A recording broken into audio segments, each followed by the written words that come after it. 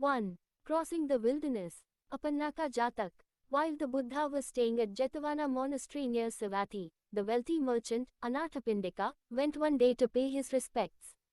His servants carried masses of flowers and huge quantities of perfume, clothes, robes, and Madhu. Appannaka paid his respects to the Buddha. 1. Crossing the wilderness. Apannaka Jātaka. While the Buddha was staying at Jetavana monastery near Savatthi, the wealthy merchant, Appannaka, went one day to pay his respects. His servants carried masses of flowers and huge quantities of perfume, clothes, robes, and Madhu. Appannaka paid his respects to the Buddha, presented the offerings he had brought, and sat down in a proper place. At that time, Appannaka was accompanied by 500 friends who were followers of other teachers. His friends paid their respects to the Buddha and sat close to the merchant. The Buddha's face appeared like a full moon, and his body was surrounded by a radiant aura. Seated on the red stone seat, he was like a young lion roaring with a clear, noble voice as he taught the Dhamma full of sweetness and beautiful to the ear. After hearing the Buddha's teaching, the 500 gave up their false practices and took refuge in the triple gem. After that, they went regularly with Appannaka to offer flowers and incense and to hear the teaching. They gave liberally, kept the precepts, and faithfully observed the Upostha days. Soon after the Buddha left Savatthi to return to Rajagaha, however, these men abandoned their new faith and reverted to their previous beliefs. 7 or 8 months later, the Buddha returned to Jetavana. Again, Appannaka brought these friends to visit the Buddha. They paid their respects, but Appannaka explained that they had forsaken their refuge and had resumed their original practices. The Buddha asked, "Is it true that you have abandoned refuge in the triple gem for refuge in other doctrines?" The Buddha's voice was incredibly clear because throughout myriad eons he had always spoken truthfully. When these men heard it, they were unable to conceal the truth. "Yes, Blessed One," they confessed. "It is true." Layman, the Buddha said, "Now here between the lowest of hells below and the highest heaven above, nowhere in all the infinite worlds that stretch right and left, is there the equal, much less the superior, of a Buddha. Incalculable is the excellence which springs from obeying the precepts and from other virtuous conduct." Then he declared the virtues of the triple gem. By taking refuge in the triple gem, he told them, one escapes from rebirth in states of suffering. He further explained that meditation on the triple gem leads through the 4 stages of enlightenment. In forsaking such a refuge as this, he admonished them, "You have certainly erred." In the past, too, men who foolishly mistook what was no refuge for a real refuge, met disaster. Actually, they fell prey to yaksas in the wilderness and were utterly destroyed. In contrast, men who clung to the truth not only survived, but actually prospered in that same wilderness. Pressing his palms together and raising them to his forehead, Appannaka praised the Buddha and asked him to tell that story of the past. In order to dispel the world's ignorance and to conquer suffering, the Buddha proclaimed, "I practiced the 10 perfections for countless eons. Listen carefully, and I will speak." Having their full attention, the Buddha made clear, as though he were releasing the full moon from behind clouds, what rebirth had concealed from them. Long, long ago, when Brahmadatta was reigning in Varanasi, the Bodhisatta was born into a merchant's family and grew up to be a wise businessman. At the same time, in the same city, there was another merchant, a very stupid fellow, with no common sense whatsoever. One day, it so happened that the 2 merchants each loaded 500 carts with costly wares of Varanasi and prepared to leave in the same direction at exactly the same time. The wise merchant thought, "If the silly young fool travels with me and if our 1,000 carts stay together, it will be too much for the road. Finding wood and water for the men will be difficult, and there won't be enough grass for the oxen. Either he or I must go first." "Look," he said to the other merchant, "the 2 of us can't travel together. Would you rather go first or follow after me?" The foolish merchant thought, "There will be many advantages if I take the lead. I'll get a road which is not yet cut up. My oxen will have the pick of the grass. My men will get the choicest wild herbs for curry. The water will be undisturbed. Best of all, I'll be able to fix my own price for bartering my goods. Considering all these advantages, he said, I will go ahead of you, my friend. The wise merchant was pleased to hear this because he saw many advantages in following after. He reasoned, those carts going first will level the road where it is rough, and I'll be able to travel along the road they have already smoothed. Their oxen will graze off the coarse old grass, and mine will pasture on the sweet young growth which will spring up in its place. My men will find fresh sweet herbs for curry where the old ones have been picked. Where there is no water, the first caravan will have to dig to supply themselves, and we'll be able to drink at the wells they have dug. Haggling over prices is tiring work. He'll do the work, and I will be able to barter my wares at prices he has already fixed. Very well, my friend, he said, please go first. I will, said the foolish merchant, and he yoked his carts and set out. After a while, he came to the edge of a wilderness. He filled all of his huge water jars with fresh water before starting the 60 yojana trek across the desert. The Yakka who haunted that wilderness had been watching the caravan, and, when it reached the middle, he used his magic power to conjure up a lovely carriage drawn by pure white young bulls. With a retinue of a dozen disguised Yakkas carrying swords and shields, he rode along in his carriage like a mighty lord. His hair and clothes were wet, and he had a wreath of blue lotuses and white water lilies around his head. His attendants also were dripping wet and draped in garlands. Even the bull's hooves and carriage wheels were muddy. Because the wind was blowing from the front, the merchant was riding at the head of his caravan to escape the dust. The Yakka drew his carriage beside the merchant's and greeted him kindly. The merchant returned the greeting and moved his own carriage to one side to allow the carts to pass while he and the Yakka chatted. We are on our way from Varanasi, sir, explained the merchant. I see that your men are all wet and muddy and that you have lotuses and water lilies. Did it rain while you were on the road?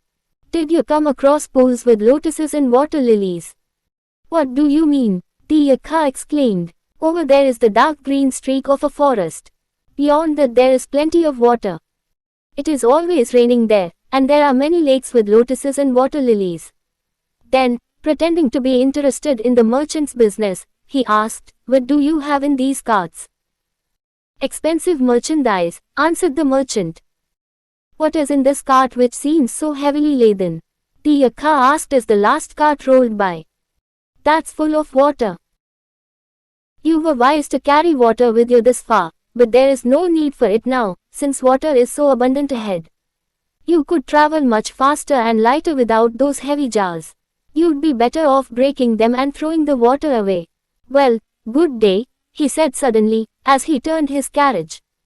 We must be on our way. We have stopped too long already. He rode away quickly with his men. As soon as they were out of sight, they turned and made their way back to their own city. The merchant was so foolish that he followed the Yakka's advice. He broke all the jars, without saving even a single cupful of water, and ordered the men to drive on quickly. Of course, they did not find any water, and they were soon exhausted from thirst. At sunset, they drew their carts into a circle and tethered the oxen to the wheels, but there was no water for the weary animals. Without water, the men could not cook any rice, either. They sank to the ground and fell asleep. As soon as night came, the Yakkas attacked, killing every single man and beast.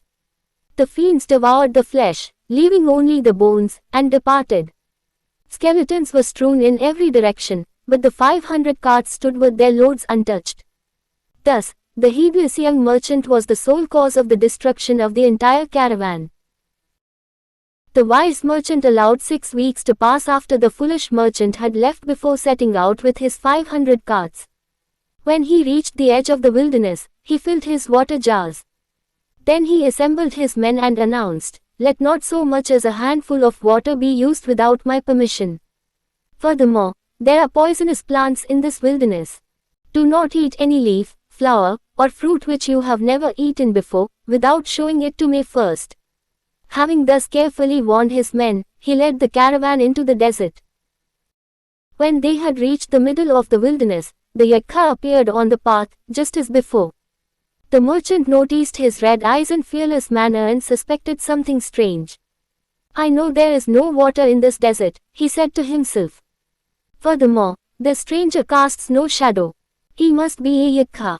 He probably tricked the foolish merchant, but he doesn't realize how clever I am. Get out of here, he shouted at the Jātaka. We are men of business. We do not throw away our water before we see where more is to come from. Without saying any more, the Jātaka rode away. As soon as the Jātakas had left, the merchant's men approached their leader and said, Sir, those men were wearing lotuses and water lilies on their heads. Their clothes and hair were wringing wet. They told us that up ahead there is a thick forest where it is always raining. Let us throw away our water so that we can proceed more quickly with lightened carts. The merchant ordered a halt and summoned all his men. Has any man among you ever heard before today, he asked, that there was a lake or a pool in this wilderness? No, sir, they answered. It's known as the waterless desert. We have just been told by some strangers that it is raining in the forest just ahead. How far does a rain wind carry? A yojana, sir. Has any man here seen the top of even a single storm cloud? No, sir. How far off can you see a flash of lightning? 4 or 5 yojanas, sir. Has any man here seen a flash of lightning? No, sir. How far off can a man hear a peal of thunder? 2 or 3 yojanas, sir. Has any man here heard a peal of thunder? No, sir. Those were not men, but Jātakas, the wise merchant told his men. They are hoping that we will throw away our water. Then, when we are weak and faint, they will return to devour us. Since the young merchant who went before us was not a man of good sense, he was most likely fooled by the Jātakas. We may expect to find his carts standing just as they were first loaded. We will probably see them today. Press on with all possible speed, he told his men, but do not throw away a drop of water. Just as the merchant had predicted, his caravan soon came upon the 500 carts with the skeletons of men and oxen scattered about. He ordered his men to arrange his carts in a fortified circle, to take care of the oxen, and to prepare an early supper for themselves. After the animals and men had all safely bedded down, the merchant and his foreman, swords in hand, stood guard all through the night. Early the next morning, the merchant replaced his weakened carts with stronger ones and exchanged his common goods for the most costly of the abandoned merchandise. When he arrived at his destination, he was able to barter his stock of wares at 2 or 3 times their value. He returned to his own city without losing a single man out of all his company. Having concluded his story, the Buddha said, thus it was, layman, that in times past, the foolish came to utter destruction, while those who clung to the truth escaped from the Jātaka's hands. They went on to reach their destination safely, and safely they returned to their homes. Clinging to the truth not only endows happiness even up to rebirth in the Brahma heavens but also leads ultimately to a redship. Following untruth entails rebirth either in the 4 lower realms or in the lowest conditions of mankind. After he taught the Dhamma, those 500 disciples attained the first path. Then the Buddha identified the birth. At that time, Devadatta's followers were the foolish merchant's men, and Devadatta was the foolish merchant. My followers were the wise merchant's men, and I was the wise merchant. Notes. 1. According to the commentaries, this Jātaka will be among the last to be forgotten when the Dhamma disappears from the world. 2. When sitting with a respected person, one should not sit higher than, upwind from, directly in front of, directly behind, too far from, or too near that person. 3. During his innumerable lives in quest of Buddhahood, a bodhisattva can break all the moral precepts except abstaining from false speech. 4. A Jātaka has no shadow because his body is only an apparition created to allow people to see him.